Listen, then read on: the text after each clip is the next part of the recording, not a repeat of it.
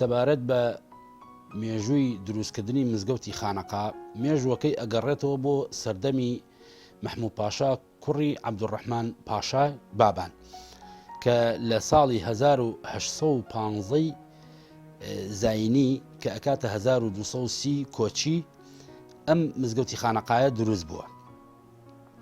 دیارە هۆکاری دروستبوونی ئەم مزگەوتە ئەوەیە کە مەولانا خالیدی نەقشبەندی کە ساڵی 1970 لە دایک بووە و 1826 زاینی کۆچی دوایی کردووە.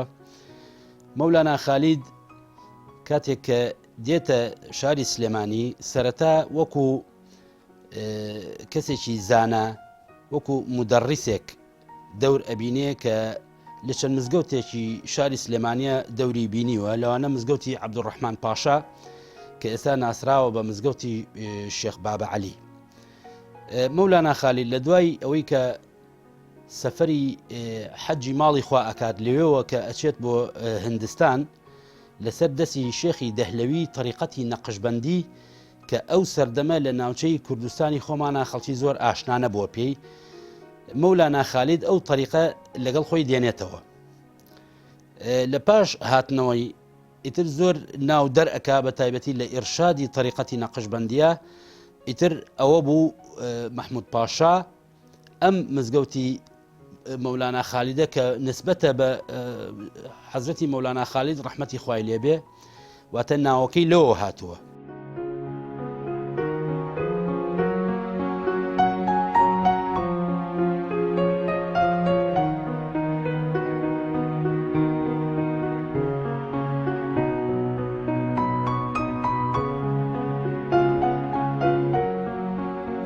سەرەتای دروستبوونیە دیارە مەساحەیەکی زۆر نەبووە، یعنی پێچێ هەر 1000 مەترێک بوو بێت، شوێنی دەستنوێژ و حەوزی با بڵێن سەر ئاو ئەم شتانەی هەبووە، تەنها مزگەوتەکە بووە کە 5 فەرزە نوێژی تیا کراوە و مەدرسە و خانەقا و شوێنی حەوانەوەی سۆفیەکان هەمووی هەر خودی مزگەوتەکە بووە. ئیتر هەتا ئەو کاتی کە مزگەوت فراوان کراوە و نۆژەنگ کراوەتەوە بە تایبەتی لە نۆژەنگکردنەوەکەی ساڵ 1970 کە مەساحەی مزگەوت نزیکی 5000 مەتر ئەبێ بۆ ئێستا، ئەو کاتە بەم مەساحەی ئێستا جگەل لە نزیکەی 600 مەتر کە لە نۆژەنگکردنەوەکەی ساڵی 2007 خرایە سەری، واتە ئێستا مەجموعی کولی 5000 مەترێک ئەبێت. چەند بەشێکە، بەشی هۆڵی نوێژی هەینی کە ئەمە ئێستا قسەی تێدا ئەکەین، هەروەها بەشێکی ترمان هەیە شوێنی نوێژی ئێواران و خەوتنان و نوێژی بەیانیان کە پێڵن شوێنی 5 فەرزەکە، هەروەها شوێنی پرسە تەعزیەخانە، شوێنی دەستنوێژ و سەر ئاو ئەمانە کە هەمووی تیا مەوجودە و کتێبخانە، ژووری پێشنوێژ و تارخوێن، و هەروەها ژوورێکی ترمان هەیە کە شوێنی مەدرسەی لەبەرکردنی قورئانە کە ئەوە خۆم ساڵی 2011 دامنا بە مۆڵەتی وەزارەتی ئەوقاف. ئەمە بەشەکانی مزگەوتە. بە نسبەتی کتێبخانەی مزگەوت حتمما لە کاتی خۆیدا ئەم مزگەوتە کۆمەڵێک کتێب و لەوانەیە دەستنووسیشی تێدا بوو بێ، بەڵام ئەوەی کە ئێمە زانیاریمان هەیە لەسەری ئەو دەستنووسەکان و کتێبە چاپە کۆنەکان لە ساڵەکانی هەفتاکان و هەشتاکانی سەدەی ڕابردووە، هەندێکی لێ چووە بۆ کتێبخانەی ئەوقافی سلێمانی، هەندێکیشی چووە بۆ بەغا. ئەو کاتە گوازراوەتەوە بە تایبەتی دەستنووسەکان زۆری چووە بۆ دارالمەختوتاتی بەغا کە ئەو کاتە پایتەخت بۆ دیارە. بەنسبەتی ئێستا ئەو کتێبانەی کە لە لامان دەست ئەکەوێ هەمووی کتێبی چاپە، کتێبی دەستنووسمان بە هیچ شێوەیەک لە مزگەوتان نەماوە. ئەم کتێبانی کە ئێستا هەیە هەتاکو نۆژەنگکردنەوەکەی ساڵی 2007 ژمارەیەکی کەم بووە، هەر ڕەنگە 30-40 کتێبێکمان هەبوو بێ. دیارەکە ئێمە مجەڵەدی گەورە بە یەک کتێبدا ئەنین، بەڵام ئێستا حاڵی حازر نزیکەی 2000 کتێب لە کتێبخانەکەی مزگەوتا هەیە. ئەم کتێبانە وەکو ئەمانەتێکی مێژوویی من پێویستە لێرەدا باسی کەم، ئەتوانم بڵێم لە 170 بۆ لە 180 کتێبەکان لەسەر ئەرکی جەنابی دکتۆر بەرهەم ساڵح کە بە دوو وەجبە لە ساڵی 2008 و 2009 کە ئەو لەسەر شانی خۆی ئەم کتێبانەی بۆ ئێمە کڕێ و دابین کراوە. کتێبەکانیش تا ڕادێکی زۆر هەموو بابەتێکە، هەر بابەتی تەفسیر، علومی حەدیث، فقه، مێژوو، کتێبی ڕۆشنبیری گشتی، یعنی کتێبی زۆر تێدایە بەڕاستی. هەر لە سەرەتای دروستکردنی مزگەوتی خانەقا بەردەوام فەقێ و مەدرسەی تێدا بووە ئەم مزگەوتە.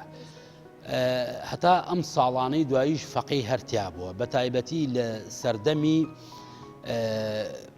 مامۆستای ناودار ئیبن القەرەداغی کە شێخ عومەری قەرەداغی کە ئەو لە سیەکانی سەدەی ڕابردوو مامۆستا مەلا عەبدولکەریمی مودەڕیس ئیجازەی لەسەر دەستی ئیبن القەرەداغی وەرگتووە لەم مزگەوتەیە.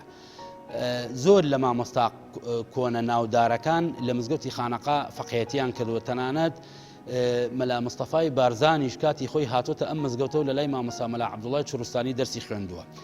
فەقێ و مەدرسەی هەر هەبووە هەتا ئەم دواییە.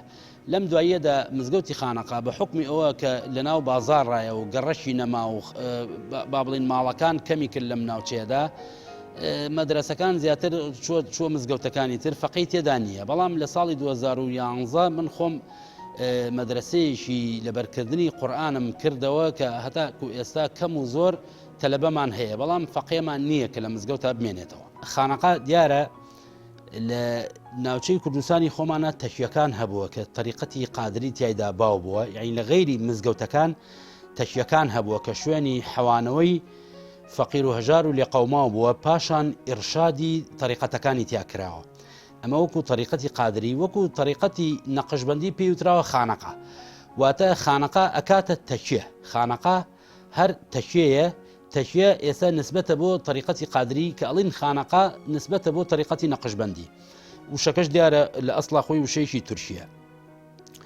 ئیتر مەولانا خالید لەم مزگەوت و لەم خانەقایەدا خەریکی ئیرشادی طریقەتی نەقشبەندی ئەبێت، هەتاکو ئەو کاتەی کە کۆچ ئەکا بۆ وڵاتی سووریا و لەوێ کۆچی دوایی کردو و هەر لە دیمەشقیش نێژراوە. لە پاش کۆچی مەولانا خالید بۆ شام، شێخ عەبدوڵای هەراتی و هەروەها شێخ مەحموود ساحیب کە برای مەولانا خالیدە، ئەمانە هەستاون بە ئیرشادی مسلمانان بۆ طریقەتی نەقشبەندی. لە پاش ئەوە ئیتر شێخ ئەحمەدی هەولێریمان هەیە، شێخ عوسمانی سیراجەدینی یەکەم ڕەحمەتی خوای لێبێ کە ناسراوە بە شێخ عوسمانی تەوێڵە هەتا ساڵی 1940 ئەمانە. لە کاتی نەبوونی ئەویشە مەلا حامیدی بێسارانی شاعیر، ئەمانە وەکو طریقەتەکە ئیرشادی سۆفیەکانیان کردووە.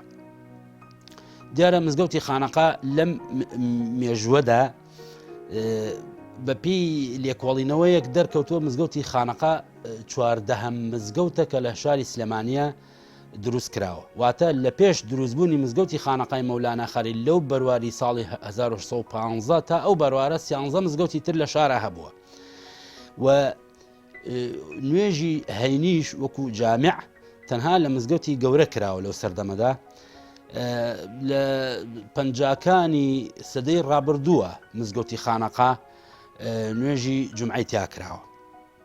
بەپی ئەو زانیاریانی کە لە بەردەستی ئێمە دەست ئەکەوێت، کاتی خۆی لەسەر پێشنیاری متەسەڕفی شاری سلێمانی عومەر عەلی کە شێخ ڕەوفی کوڕی شێخ مەحموود مەلیک ئەنێرێتە لای مامۆستا مەلا مستەفای سەفوەت ڕەحمەتی خوای لێبێ کە ببێتە یەکەم وتارخوێن لە مزگەوتی خانەقا لە ساڵی 1956 بۆ یەکەم جار مزگەوتی خانەقا نوێژی هەینی کرد.